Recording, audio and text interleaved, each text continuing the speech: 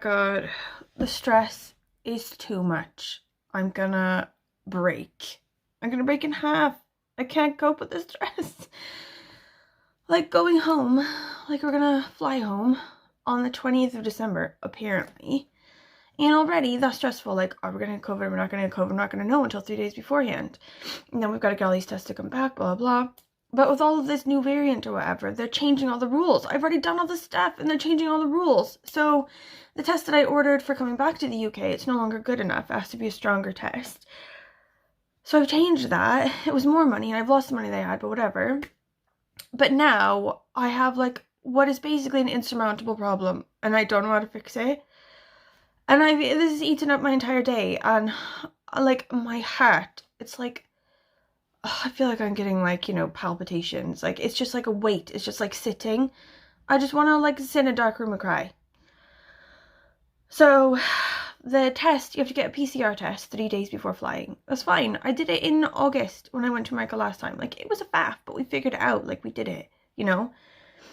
But this one, they've changed it now to a day. A single day. You have to get your test and receive your results from the test within 24 hours of flying. Which is not enough time to make something like this happen, especially with the rules changing now and it being Christmas time and everyone traveling. Like, you can get the rapid antigen one now, not just the PCR, which is fine. Like, you get results in half an hour or whatever if you go to a centre. But the centre that we normally go to isn't open on weekends, and I'm flying on a Monday, so I can't get it on a Sunday. I have to get it on Monday, and it's the other direction. We're flying from Heathrow. It's already like a 3-hour drive from here, and I can't go 40 minutes in the other direction in the morning and still make it for my flight 3 hours away at 1 p.m. It doesn't matter anyway because they're not open on weekends. So I can't do it in the morning, can't do it the day before. Same for Bristol Airport. Bristol Airport is like even farther, but would still work. But it's the same company, Nuffield Health, and they don't work on weekends. What kind of a COVID testing service doesn't work on weekends? I swear to God. Like, then I tried to get another one from Boots. I had one from Boots a while ago, and that one worked okay. And theirs is in half an hour as well, or like in an hour, you find out. So you have to first go to one site and buy the test, and then go to the Boots site and book the test after you've already bought it. So I bought the test, and then I went to the Boots site, and there's no appointments available. I don't know if it's because they're all booked up or because they don't book them out this early in time, like it's still 3 weeks away. So I was like, oh, I'll phone them. I've been phoning them. They're not answering their phones. I don't know if they just don't have phones. I don't know what's happening. Okay. So I was like, oh, maybe I'll do one from Heathrow instead of, you know, Cardiff Airport or Bristol Airport, just do it from Heathrow. Like, it's a bit of a gamble, mind, because going all the way there for 3 hours on a packed bus to Heathrow to get the test and then find out that we have COVID. We have to get home somehow, probably on the bus. And then we've packed all our stuff, we've gotten all the way there, and we can't even go on our flight. You know, so I was like, okay, well, it's a gamble, but what the hell else am I going to do? I can't find appointments anywhere else in the city. The ones where you order them to your house doesn't work because I have to ship it off first of all and then receive it back. Do you know what I mean? Like, they have to get it and then test it. They can't do it in that 24-hour frame. You can't do the one at home and ship it off and get it back in 24 hours. It's not possible. It has to be the in-person one. So I was like, I'll do the Heathrow one. So now I'm going through the Heathrow site. I've like gone through all these things to book it. And now it says they're having technical problems and to check back later. Like, okay, fine. I decided on it. I'll just check back later. But what if I check back tomorrow and they don't have any available? You know, and now I've missed loads of opportunity to book these other things because everyone else is like me, scrambling. You know what I mean? They've just changed the rules now.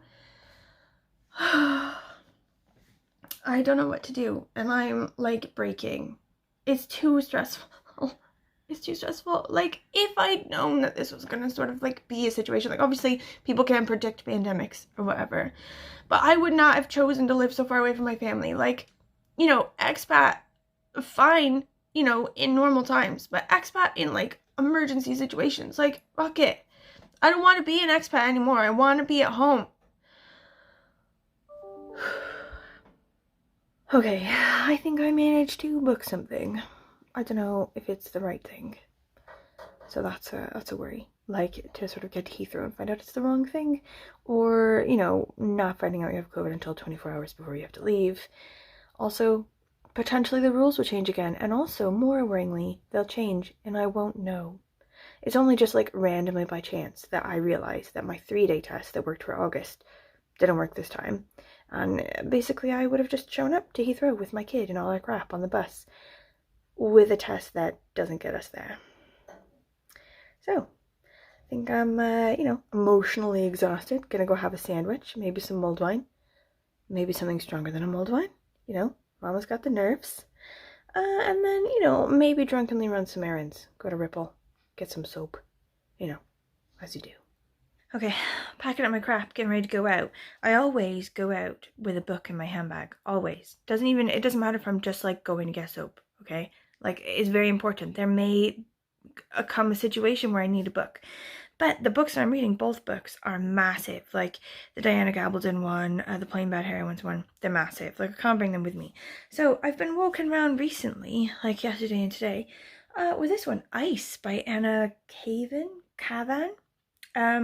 It's just because it's small and, ice, it's kind of Christmassy. Like, I haven't started it yet, but it's been my backup book for the last, a couple days, just in case. You never know.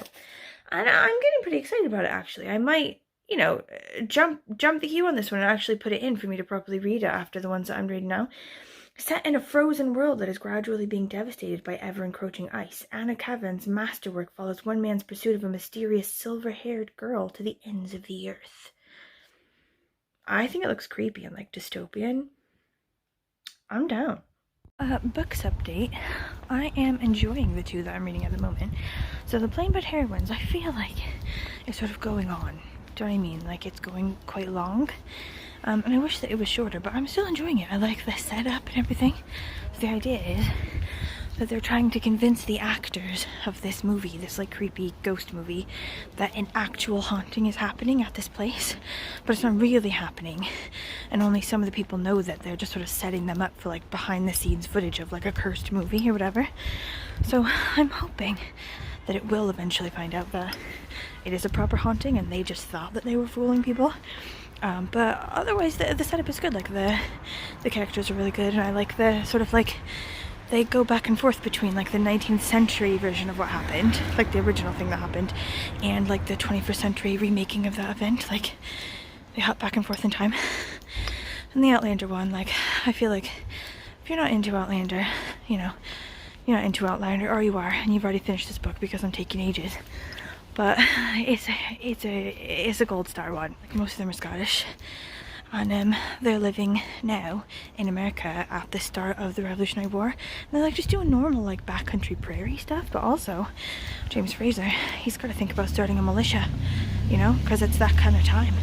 You've got to get a partisan band if you're anybody, Also, I feel like there's way less sex in this one than the other ones, which I don't know how I feel about it. Okay, the opportunity for that has not arisen, and they're not trying to force it on you. It hasn't arisen, so just leave it. But also, where's the sex, dude? Ripple's only fucking closed on Mondays. And I brought my shit for no reason. Now I have to take it all the way back. Okay. Feeling a bit sorry for myself. Decided to eat my feelings. I've got a vegan festive feast here. It's cranberry sauce and vegan turkey and some veg and stuff, and it's nice. I'm not hating it. I think I like some of their other ones at Nero better, but this is not terrible. And I'm cheering myself up now by going through the new NPR Book Concierge list.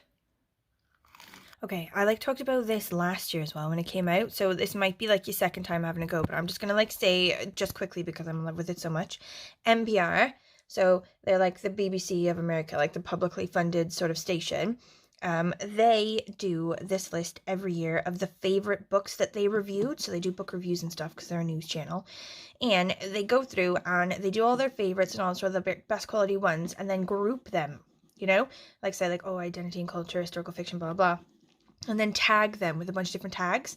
So this one actually I saw yesterday at Shelf Life with Bert. And I almost got it, but they had so many that I wanted. I could only just sort of cut it down to 3, but I might go back there and get it before January when my book ban comes into effect. Anyway, so you can go through on the side and pick the kind of thing you want, and everything will come up with a bunch of different tags. So like, oh, I want it to be a graphic novel, but I also want it to be funny. Oh, there aren't any. That's not a thing. I want it to be a graphic novel. I also want it to be a memoir, graphic memoir. Then those of these come up, like, or you could do like, I want it to be a graphic novel, and also I want it to be like for kids, you know, and then like these ones come up and you can sort of cut it down. Like maybe I don't want graphic novels, maybe I want like, sex, like as I was saying before, like I want a bit more of that. And also, you know, art, sex and art. Who doesn't love those things? Oh, look at this. On Freedom, Maggie Nelson. Oh, I don't hate this. I'm gonna write this one down.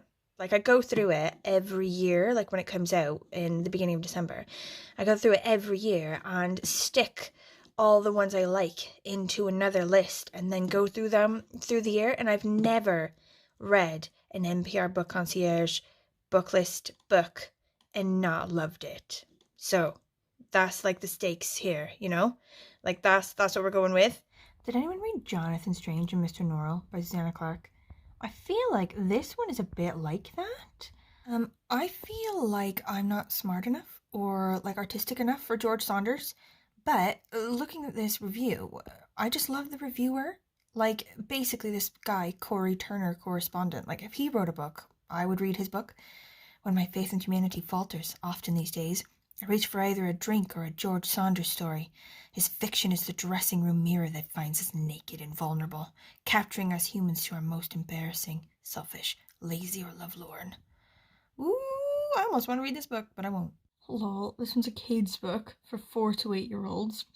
It says look for some US readers to get squeamish when they realize that everyone inside the bathhouse is naked. I want to get it. Ooh, this one looks really good. It's a kid's graphic novel about this mom and her kid who refuse to say that they're either American or Canadian. They're just Blackfoot. That's it. Like that's their citizenship, you know? And they're having troubles with the border because of it.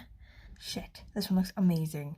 The Confidence Men, how 2 prisoners of war engineered the most remarkable escape in history. During World War I, 2 British officers imprisoned in a remote Turkish camp conned their way to freedom using, wait for it, a Ouija board. Oh my god, this looks great. Chocolate coins. Yeah, because Cledwin ate the chocolate. Naughty Cledwin. Who's Cledwin? Cledwin's the elf that I wrote. Oh. Remember Leslie?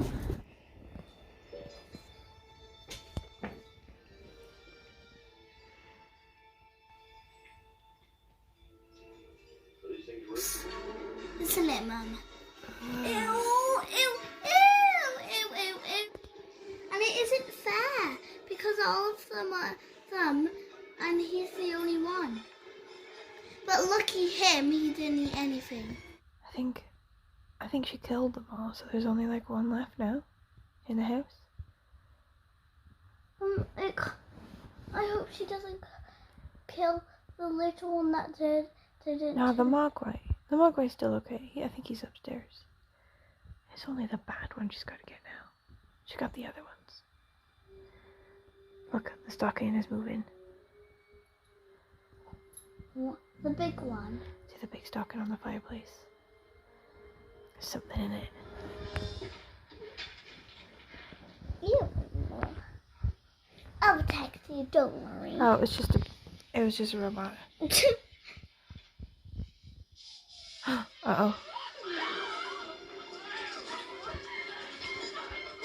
Are you gonna be scared? Don't worry, Mom. I think I'm okay. Are you okay? Huh? I think I'm okay. Are you okay? I'm protecting you. Oh. Well, thank you. They are quite scary, aren't they? No, they aren't. He's gonna get attacked now by all the thingies. Mom, are you gonna get scared? Mm-hmm.